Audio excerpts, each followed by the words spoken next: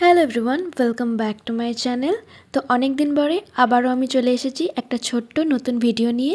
আজকের যে রেসিপিটা আমি তৈরি করে দেখাচ্ছি সেটা হচ্ছে মটরশুঁটি আর আলু দিয়ে আর মাছের একটা রেসিপি, যেটা খেতে কিন্তু খুবই সুন্দর হবে। তো সবার প্রথমে কিছুই না, আর মাছটাকে আমি দেখো এখানে পরিষ্কার করে ধুয়ে রেখে দিয়েছি। এবারে ম্যারিনেট করে নেব। সবার প্রথমে সামান্য পরিমাণে লবণ আর হলুদ দিয়ে নেব, দিয়ে হাতের সাহায্যে খুব ভালো করে এটাকে ম্যারিনেট করে কিছুক্ষণের জন্য রেখে দেব। আমি জানি অনেক দিন পরেই আমি হয়তো ভিডিও আপলোড করছি, তার কারণ হয়তো তোমরা সবাই জানো আমি এখন এখানে থাকি না।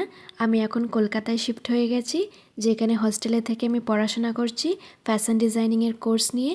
তাই সবসময় বাড়িতেও আসা হয় না, আর এরকম তোমাদের জন্য রেসিপিও তৈরি করা হয় না। তবে আজকে কিন্তু ফাইনালি আবারও একটা রেসিপি নিয়ে আমি চলে এসেছি। তো দেখতেই পারছো এই পর্যায়ে কিন্তু আমাদের মাছটা ম্যারিনেট করা হয়ে গেছিলো। কড়াইয়ে এবারে বেশ কিছুটা সর্ষের তেল দিয়ে তেলটা গরম হয়ে আসলে একে একে আমরা সমস্ত মাছগুলোকে কিন্তু ভেজে নেব। আর মাছ রান্না করার সময় একটা জিনিস কিন্তু অবশ্যই মনে রাখবে, আর মাছ কিন্তু একটু হলেও ফাটে।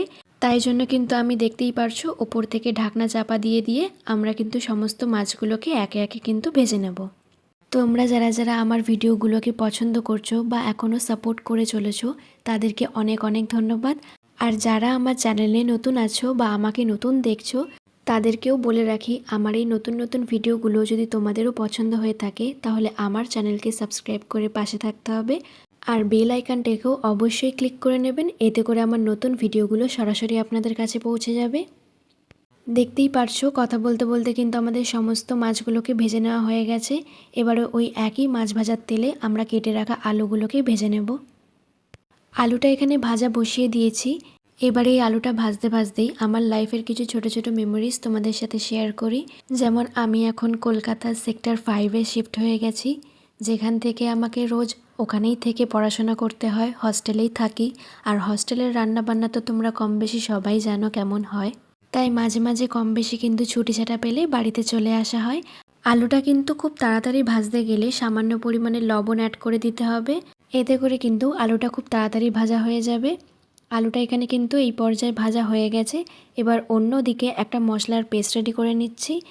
নিয়েছি বেশ কিছুটা পরিমাণে লঙ্কা, পরিমাণ মতন আদা, পরিমাণ মতন রসুন আর একটা টমেটো। এই পর্যায়ে কিন্তু মশলাটা খুব ভালো করে পেস্ট তৈরি করে নিতে হবে। এবার ওই একই তেলের মধ্যে আমরা কিছুটা গোটা গরম মশলা ফোড়নে দিয়ে দিয়েছি। ফোড়ন থেকে হালকা মিষ্টি গন্ধ বেরিয়ে আসলে আমরা এখানে কেটে রাখা পেঁয়াজটা এর মধ্যে অ্যাড করে দেবো, দিয়ে পেঁয়াজটাও কিন্তু খুব ভালো করে ভেজে নিতে হবে। পেঁয়াজটা এখানে ভাজা হতে থাকুক, চলে আসি আমি আমার পুরনো কথায়। তো কলকাতায় আমি CITS-এ অ্যাডমিশন পেয়ে গেছি ফ্যাশন ডিজাইনিংয়ের ওপর। প্রথমে এক্সাম দিয়ে তারপরেই আমি কিন্তু সিট পেয়েছিলাম আমাদের একদম কাছাকাছি নিয়ারেস্ট কলেজে। তোমরা যদি এর পুরো প্রসেসটা জানতে চাও, কিভাবে আমি কলকাতায় গেলাম, কি সোর্স ছিল, কি পরীক্ষা দিয়ে আমি ওখানে যেতে পেরেছি, এর সবটা যদি জানতে হয় তাহলে আমাকে অবশ্যই কমেন্ট বক্সে একবার জানাবে। আমার কিন্তু অলরেডি একটা চ্যানেল আছে এর ওপরে, যেখানে আমি আমার কলেজ সম্পর্কে, সেখানে কীরকম কোর্স আছে, কি শেখানো হয় না শেখানো হয়, সমস্ত কিছু কিন্তু ডিটেলসে আমি আপলোড করতে থাকি। আর কেউ যদি ভাবছো যে হোস্টেলের থেকে পড়াশোনা করবে, কি কি বেনিফিটস পাবে, কি ফ্যাসিলিটি আছে না আছে, সেই সম্পর্কেও কিন্তু ডিটেলসে আমি আমার চ্যানেলে দিয়ে দিয়েছি। তোমরা চাইলে কিন্তু আমার চ্যানেলে গিয়ে অবশ্যই ভিজিট করে আসতে পারো। ভিডিওর লিঙ্ক কিন্তু আমি আমার বায়োতে দিয়ে দেবো। এরপর দেখো পেঁয়াজটা কিন্তু আমাদের ভাজা হয়ে গেছিলো। মশলার যে পেস্টটা আমরা রেডি করেছিলাম সেটা এর মধ্যে দিয়ে সামান্য পরিমাণে একটু জল অ্যাড করে দিয়েছিলাম। আর তারপরে সামান্য পরিমাণে একটা ছোট্ট টমেটোর মধ্যে দিয়ে দিয়েছি। এই মাছ কিন্তু ঝাল ঝাল টকটক হলেই বেশ ভালো লাগে খেতে। বাকিটা কিন্তু আপনাদের ইচ্ছে অনুযায়ী, তোমরা চাইলে এখানে টমেটো দিতেও পারো, আবার না চাইলে স্কিপ করে যেতে পারো।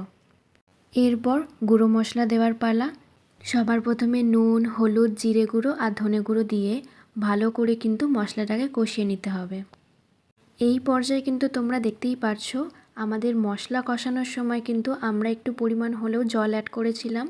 অনেকেই জল দেওয়া পছন্দ করে না, মশলা কিন্তু শুধুই কষিয়ে ফেলে, কিন্তু আমি এখানে প্রতিটা রান্নায় কিন্তু সামান্য পরিমাণে জল আগে থাকতেই দিয়ে দিই। এতে করে কিন্তু মশলাটা খুব ভালো করে কষানো হয়, আর মশলাটা কিন্তু কড়াইয়ের সাথে লেগেও যায় না। তাই তোমরাও এরকমভাবে একবার অবশ্যই ট্রাই করবে।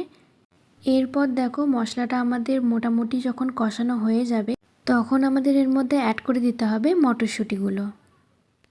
দেন এবারে সমস্ত উপকরণগুলোকে ভালো করে কিন্তু একটু কষিয়ে নিতে হবে। মটরশুঁটিগুলো কিন্তু হালকা নাড়াচাড়া করে নেওয়ার পরেই ভেজে রাখা আলুগুলোকে এর মধ্যে অ্যাড করে দিচ্ছি।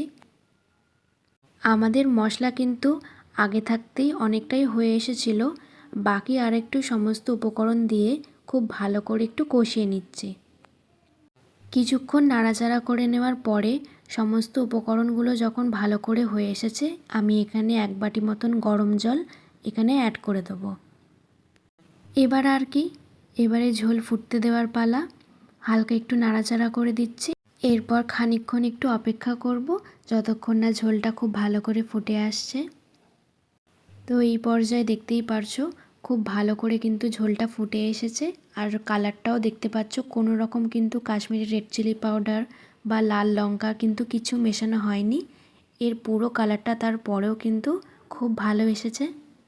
এরপর একে একে ভেজে রাখা মাছগুলোকে এর মধ্যে অ্যাড করে দিতে হবে।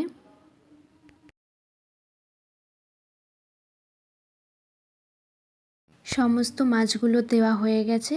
এবারে হালকা হাতে একটু নাড়াচাড়া করে গ্যাসের ফ্লেমটা লো টু মিডিয়ামে রেখে খুব ভালো করে ফুটিয়ে নেব।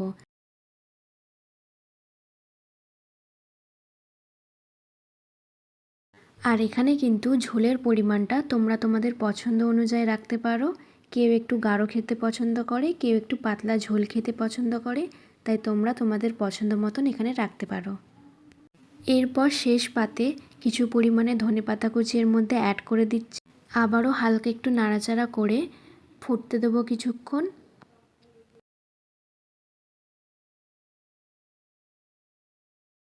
এরপর ফোটানো হয়ে গেলে সবার শেষে গরম মশলা গুঁড়ো ছড়িয়ে দিয়ে নামিয়ে নিলেই কিন্তু রেডি। তাহলে আজকের এই ভিডিওটা আপনাদের কাছে কেমন লেগেছে আমাকে কিন্তু কমেন্ট করে অবশ্যই জানাবে, আর তার সাথে কিন্তু শেয়ার করতে একদম ভুলবে না। তাহলে আজকের জন্য এটুকুই, দেখা হচ্ছে নেক্সট ভিডিওতে।